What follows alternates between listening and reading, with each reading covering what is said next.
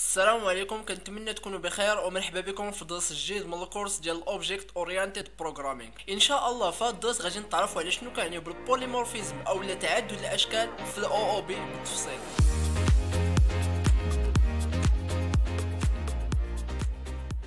واول حاجه بغينا نعرفوها حنايا ان شاء الله هي شنو كنعنيو بالبوليمورفيزم في الاو او بي. قالك انه البوليمورفيزم في الاو او بي هو كالتالي: تخيل معايا عندك نفس الميثود، يعني الكلاسات ديالك عندهم نفس الميثود بنفس السميه، ولكن في كل بلاصه تدير خدمه في شكل.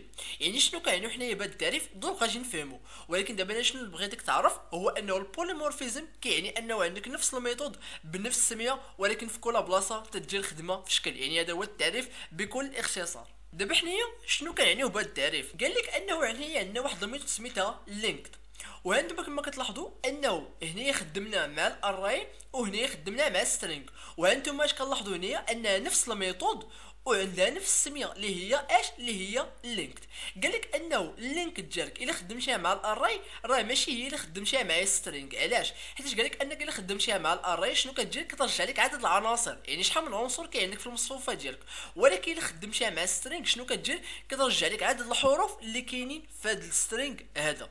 يعني حنايا هنا عندنا نفس الميثود بنفس السميه ولكن في كل بلاصه تدير خدمه في شكل. يعني هذا هو التعريف ديال البوليمورفيزم بكل اختصار. دابا اجيو نشوفوا كيفاش اننا كنخدموه في الكود، وغادي نجيو اول مثال في الجافا سكريبت اللي غادي يوضح لنا شنو كيعنيو بالبوليمورفيزم بكل سهوله. هنا قال لك انه عندك ثلاثه ديال الكلاسات، اللي هو اول كلاس سميتو ريكتانجل، ثاني كلاس سكوير، ثالث كلاس سميتو سيركل. هنا قال لك انه الكلاس سميتو سكوير والسيركل غادي يورثوا اش؟ غادي يورثوا من الريكتانجل، وهادشي راه فايتنا تعلمناه في الانهيرتنس. قال لك هنايا انه الكلاسات ديالك بثلاثه عندهم نفس الميثود، وهذا الميثود شنو سميتها درو. حنا شنو قلنا انه التعريف ديال البوليمورفيزم انه عندك نفس الميثود بنفس السميه ولكن في كل مره تدير خدمه في شكل.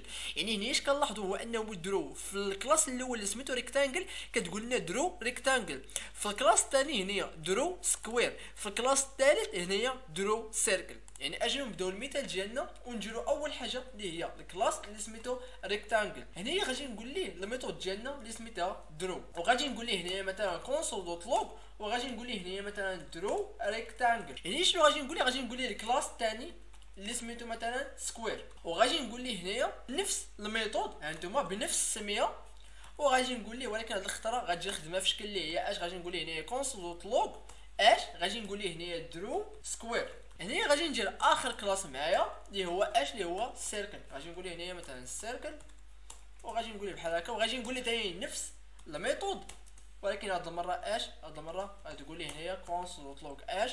كونسول دوت لوج درو سيركل. يعني اش قلنا هو انه السكوير والسيركل كيورثوا من ريكتانجل. يعني وغادي نقول ليه هنايا اكستنس اللي فايتنا تعلمنا، وغادي نقول ليه هنايا ريكتانجل. حنا شنو فايتنا؟ قلنا انه اول حرف من الكلاس كبير. يعني دابا شنو كتلاحظ هو انه الكلاس الاول عنده درو، والكلاس الثاني وارث من الكلاس الاول، يعني ورث هذا الميثود اللي سميتها درو، وحتى هو عنده الكلاس درو. وهادشي راه فايتنا شرحناه في المثال اللي درنا على الوراثه.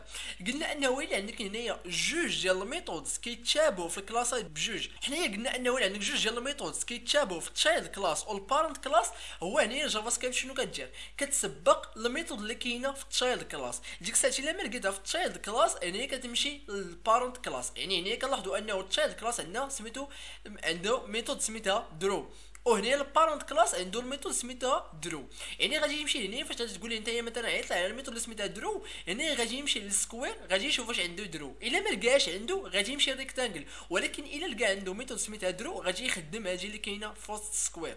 يعني اجيو دابا حنا ننشئو هنايا اوبجيكتات، نقول لي مثلا هنايا ريكتانجل رقم واحد، ونقول لي مثلا هنايا نيو ريكتانجل، ونجيو تاني هنايا نفس الحاجه غادي نقول مثلا هنايا كونست مثلا سكوير رقم واحد، وغادي نقول ليه هنايا مثلا نيو سكوير، وغادي نقول ليه مثلا هنايا تاني هنايا كونست سيركل رقم واحد، وغادي نقول ليه هنايا مثلا نيو سيركل.